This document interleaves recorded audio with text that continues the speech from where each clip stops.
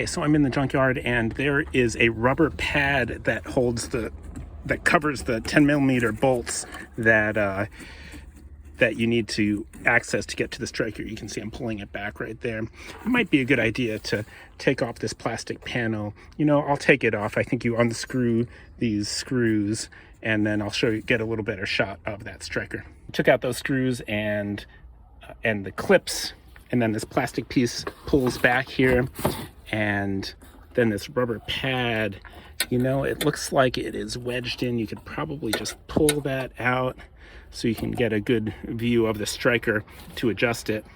And I'll just loosen it with a 10mm pad. There we go.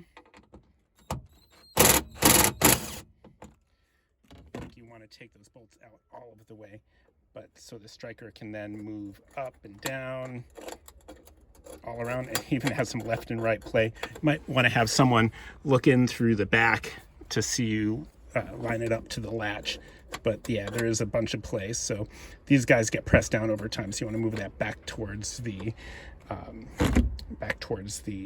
latch when you go to install a new latch if it has trouble biting down. So I will have the OEM part number for the trunk latch itself in the description and a link to eBay. We'll see you next time.